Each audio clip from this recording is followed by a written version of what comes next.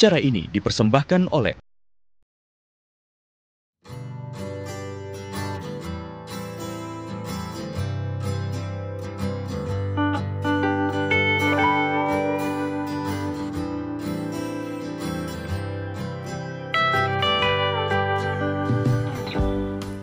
Halo pemirsa Inspirasi Pagi, kembali lagi bersama saya Kome Aprilia. Nah pemirsa, beberapa hari lagi umat muslim akan merayakan Hari Kemenangan Hari Raya Idul Fitri 1445 Hijriah.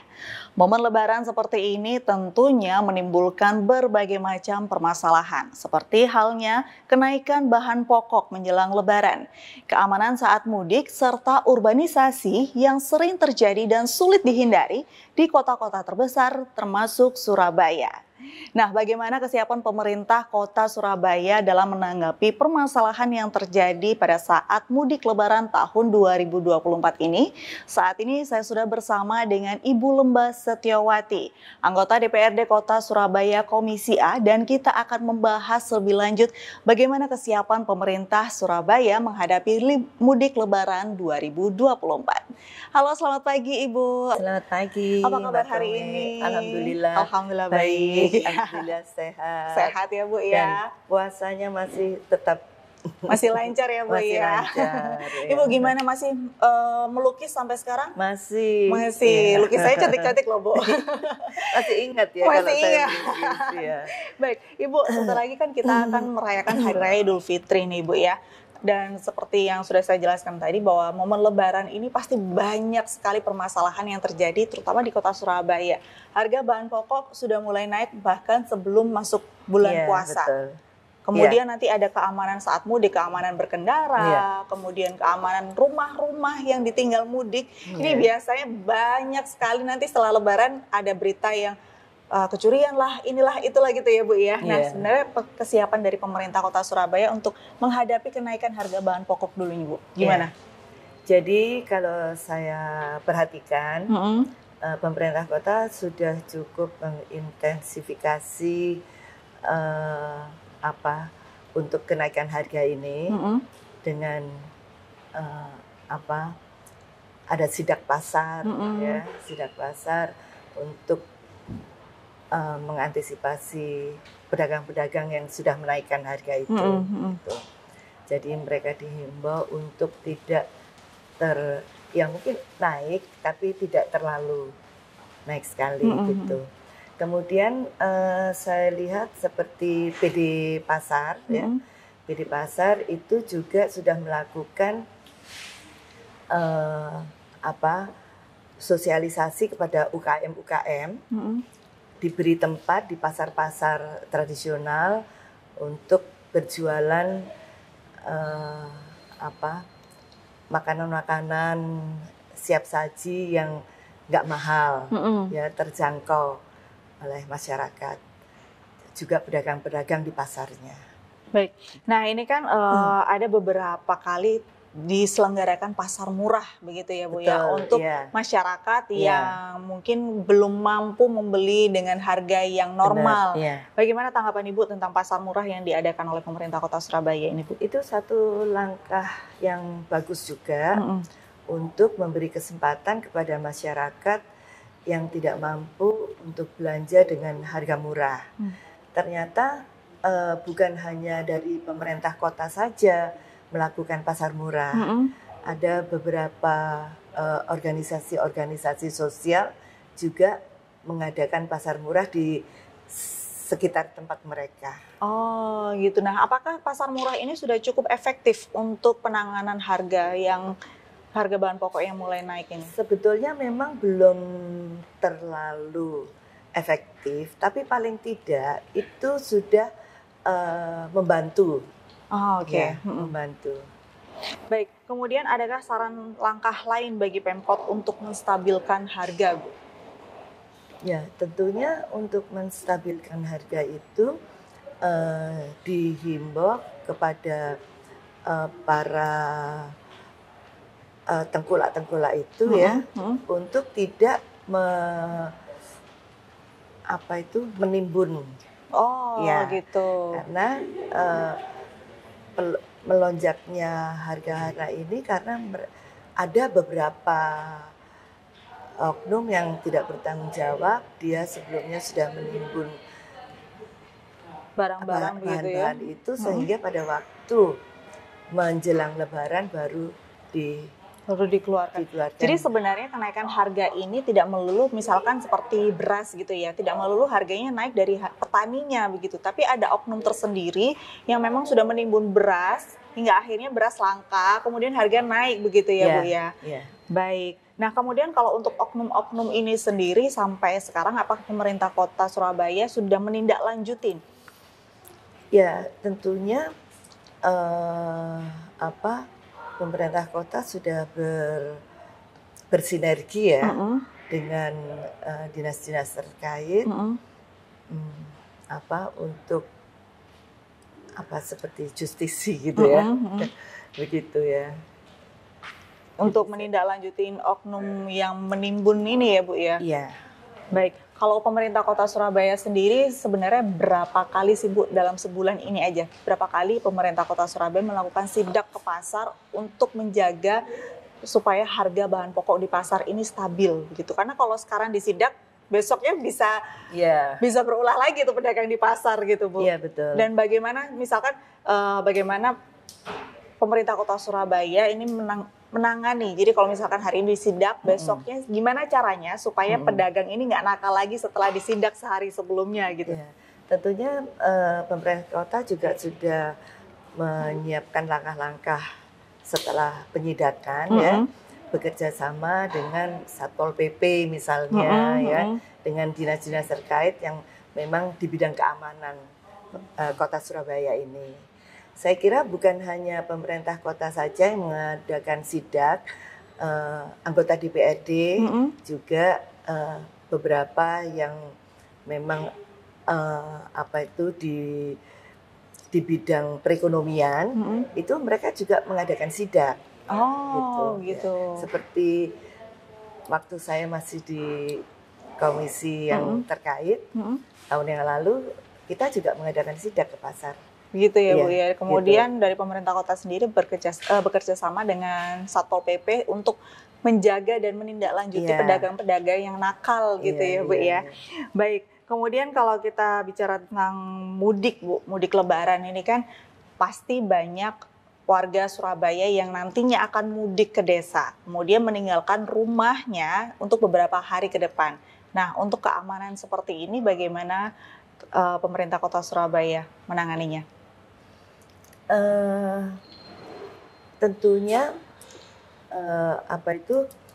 RT sudah memberikan pembelajaran ya, jadi motivasi kepada masyarakat yang akan mudik itu bagaimana mereka mengamankan rumahnya, ya, karena ini juga yang dilakukan oleh PMK ya, pemadam kebakaran, memotivasi masyarakat bagaimana kalau mereka akan meninggalkan rumah dalam jangka waktu panjang, itu paling enggak listrik dicabut gitu ya, gitu. Jadi supaya tidak membahayakan situasi rumahnya nanti kalau ditinggal. Karena seperti pengalaman yang lalu, kebanyakan terjadinya kebakaran di rumah penduduk itu karena aliran listrik yang tidak dicabut itu tadi, ya. Jadi ada kipas, kadang-kadang mereka lupa kipas anginnya masih tetap nyala gitu. Akhirnya mesinnya panas dan terjadi kebakaran. Iya, seperti itu. Jadi pengamanan lebih diutamakan. Baik, nah ini juga informasi untuk masyarakat Surabaya begitu ya. Jika Anda ingin mudik dalam waktu yang cukup panjang, pastikan rumah ini diamankan, listrik dicabut dulu, kemudian LPG itu dilepas. Biar nanti kalau ada apa-apa nih nggak sampai kebakaran begitu ya, Bu ya. Baik, kemudian dari DPRD sendiri bagaimana tanggapan dari DPRD tentang pemerintah Kota Surabaya yang saat ini sudah melakukan berbagai macam pengamanan menjelang mudik Lebaran? Sejauh ini, jadi kita lihat sudah cukup baik, dan pemerintah kota juga sangat memperhatikan masyarakat yang baik yang tinggal di Surabaya, berlebaran di Surabaya maupun yang akan mudik, gitu. Mengadakan seperti transportasi ya, kemudahan transportasi juga saya kira itu baik juga. Baik, kemudian untuk keamanan bagi yang, kalau tadi kan keamanan untuk rumah yang ditinggal mudik, nah ini keamanan untuk para pemudik. Biasanya memang setiap tahun tuh pasti ada aja yang kecelakaan, ada yang begini, ada yang begitu. Bagaimana Bu, pemerintah ini? Jadi tentunya pemerintah kota juga sudah bekerja sama dengan Dishub ya, gitu. Jadi bagaimana masyarakat yang akan mudik, terutama dengan yang memakai motor. Ya, kebanyakan mereka pakai motor itu muatannya berlebihan gitu ya. Jadi ini mungkin sudah diatur, nggak boleh terlalu banyak bawaannya. Karena saya lihat untuk kereta api saja, ya, yang akan mudik dengan kereta api sekarang dibatasi.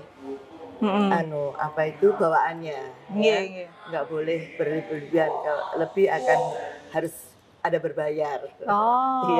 Gitu ya Bu ya. Iya, jadi nggak bisa semau-maunya ya masyarakat itu. Artinya harus memahami lah. Itu bukan hanya untuk keselamatan diri sendiri, tapi juga menjaga keselamatan orang lain juga. Betul, gitu.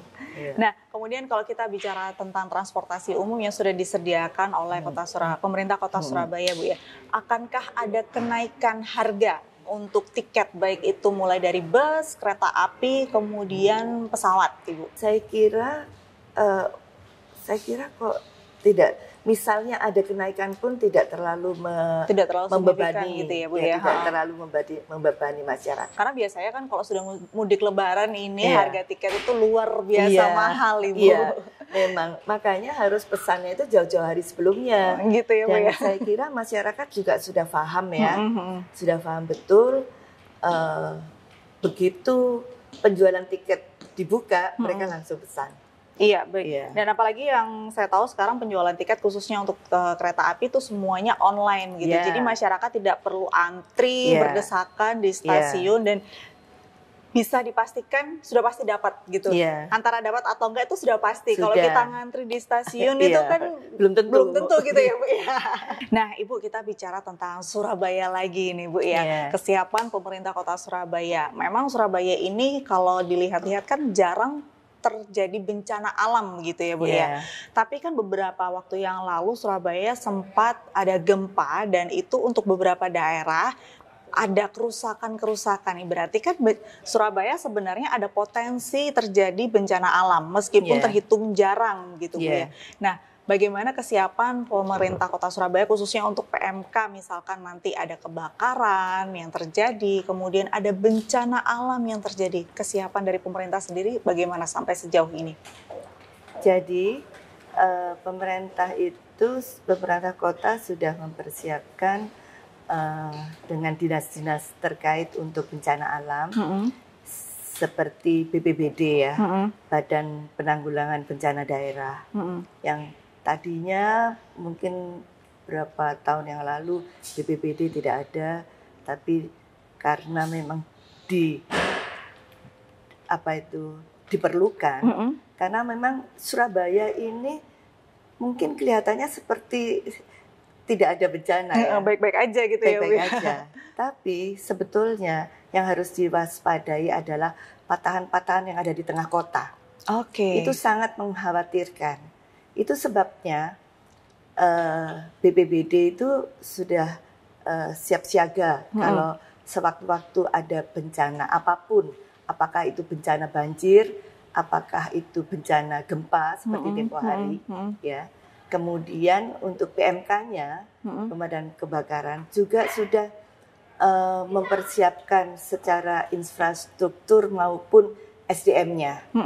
Mereka sudah memberikan pelatihan-pelatihan kepada SDM-nya maupun kepada warga kota melalui RT bagaimana menanggulangi kebakaran apabila sewaktu-waktu tiba-tiba ada kebakaran.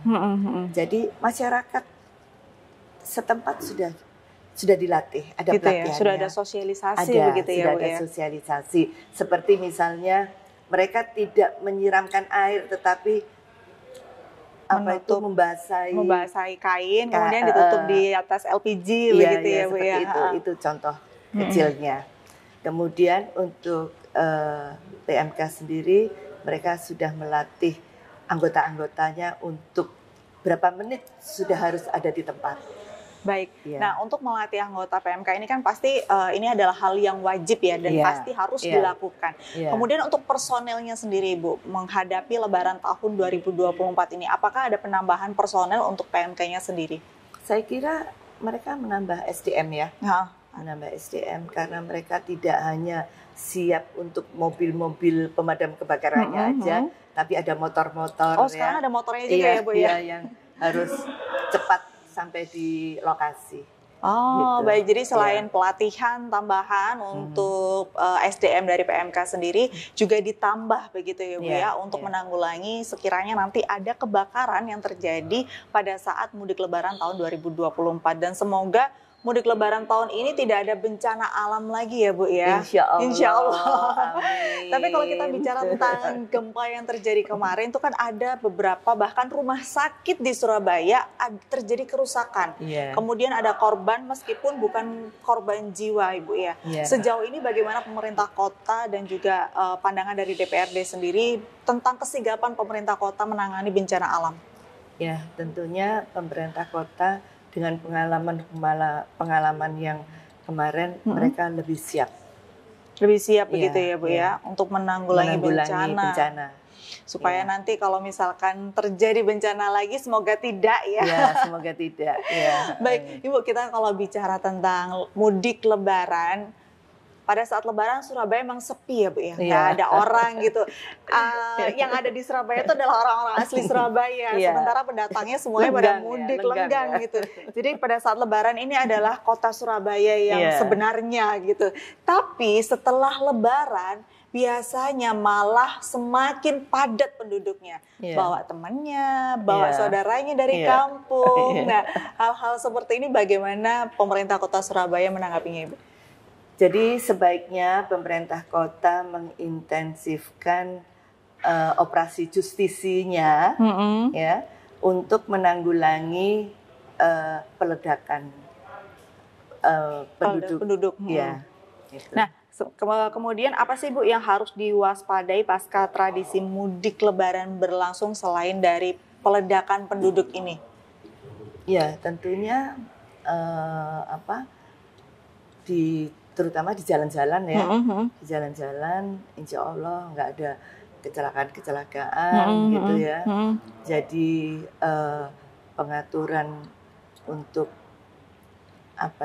tapi sejauh ini saya lihat pengaturan ini seperti di traffic light ya, itu sudah cukup bagus. Kalau saya lihat seperti di kota-kota lain itu masih belum banyak traffic light. Di sini memang saya lihat, tapi kadang-kadang malah ada yang gini, malah lewat sana banyak traffic light-nya. Gitu ya. Padahal tujuannya traffic light ini kan itu justru untuk mengamankan. Gitu ya, Bu, ya. Mengamankan pengguna jalan ya. Jadi supaya lebih teratur gitu. Baik, tidak semrawut. Kemudian untuk urbanisasi, kita kembali ke urbanisasi sendiri, Ibu. Apa sih, Bu, yang sebenarnya menarik dari kota Surabaya? Kenapa orang-orang ini berdatangan ke kota Surabaya, begitu, Bu? Kota Surabaya ini memang luar biasa. Kota terbesar kedua ya. Jadi mereka itu bisa mencari pendapatan ya di sini, berjualan apa saja laku karena memang masyarakat kota Surabaya itu mungkin kreatif ya, kreatif juga gitu, jadi banyak peluang kalau saya lihat ya. Baik. Banyak peluang untuk mencari pekerjaan di sini. Apa saja? Apakah itu peminggul belanjaan di pasar? Artinya kasar-kasar aja banyak gitu. Ya. Dan ini menjadi salah satu daya tarik tersendiri. Iya, daya tarik untuk yaitu tadi yang mudik. Ayo saudaranya ngajak saudaranya, temannya ngajak temannya, ya untuk mencari pekerjaan. Gitu. Tapi kalau Surabaya. misalkan semakin banyak penduduk yang datang dari luar Surabaya, otomatis kan semakin kecil kemungkinan mendapatkan pekerjaan. Kecuali kalau misalkan lapangan pekerjaan ini ditambah seiring bertambahnya penduduk begitu Ibu. Tapi kan bertambahnya penduduk itu juga Surabaya akan semakin banyak rumah-rumah, kemudian semakin padat. Nah ini gimana sih Bu sebenarnya? Jadi ini tentunya tugas dari para lurah dan camat untuk mensosialisasikan kepada RT RW untuk tidak mudah memberikan KTP, ya, tidak memberikan KTP bagi pendatang-pendatang itu. Yang harus diberikan adalah KTP bagi yang mempunyai pekerjaan. Walaupun itu hanya KTP musiman saja, gitu. Itu yang harus lebih diutamakan, ya. Gitu. Jadi ini salah satu tindakan pemerintah begitu ya, paling nggak untuk mengantisipasi lah. Begitu gitu, ya. Kemudian apabila nih kemungkinan terburuknya ada banyak masyarakat yang datang ke Surabaya, tapi lapangan pekerjaan masih terbatas untuk mereka yang barusan datang gitu. Pasti nanti akan banyak pemulung, kemudian yang ngamen segala macam. Nah ini bagaimana tindakan pemerintah sendiri Bu? Kalau untuk pemulung dan pengamen itu sudah diantisipasi oleh dinas sosial. Ya, jadi dinas sosial sudah punya langkah-langkah. Makanya sekarang coba dilihat di di jalan-jalan besar, di jalan-jalan protokol, di traffic light. Saya kira sudah tidak terlihat ya pengamen atau pengemis ya di situ. Mungkin sedikit begitu sedikit sekali karena memang sudah diantisipasi. Jadi mereka sama dinas sosial sudah diberikan tempat, kemudian di situ mereka diberikan motivasi dan bimbingan lah istilahnya ya, diarahkan untuk mencari pekerjaan atau kembali ke tempat tinggalnya semula, begitu ya Bu ya. Iya. Ibu terakhir nih Bu, dari DPRD seperti Liponsos gitu. Bagaimana pandangan DPRD Kota Surabaya menanggapi melihat pemerintah Kota Surabaya saat ini bersiap-siap menjelang mudik Lebaran 2024, mulai dari pengamanan, kemudian juga menghadapi urbanisasi yang nantinya akan terjadi setelah Lebaran 2024. Bagaimana tanggapan dari DPRD Kota Surabaya? Saya kira udah so far so good. Saya lihat udah cukup mereka mengantisipasi dengan segala kesiapan-kesiapan, dengan melibatkan dinas-dinas terkait yang memang tugasnya untuk pengamanan. Jadi insya Allah kita berdoa saja tahun ini akan lebih baik daripada tahun yang lalu. Baik, Ibu ada pesan nggak untuk masyarakat Surabaya yang akan mudik Lebaran di tahun 2024 ini? Monggo silahkan. Bagi masyarakat Surabaya, monggo yang mau mudik Lebaran, tapi jaga keselamatan diri sendiri untuk keselamatan orang lain. Baik, terima kasih Ibu Lemba atas waktunya pagi ini, dan pemirsa itulah tadi perbincangan saya dengan Ibu Lemba Setiawati masalah dengan kenaikan harga bahan pokok menjelang Lebaran, kemudian keamanan saat mudik Lebaran, dan juga urbanisasi yang terjadi setelah mudik Lebaran tahun 2024. Nah, untuk masyarakat Surabaya sendiri yang akan mudik nih ya Lebaran tahun 2024 ini, selamat mudik, hati-hati di jalan, dan kalau ingin membawa saudara atau teman dari desa masuk ke kota Surabaya, pastikan sudah ada pandangan mau ngapain di Surabaya begitu ya Bu ya. Jangan sampai sudah nyampe Surabaya, udah masuk kota Surabaya tapi masih belum ada pandangan mau berbuat apa di Surabaya, Ya, mau betul. bekerja di mana di Surabaya, dan nantinya akan menambah jumlah pengangguran di kota Surabaya. Dan pemirsa, kita berjumpa lagi dalam Inspirasi Pagi berikutnya. Sampai jumpa.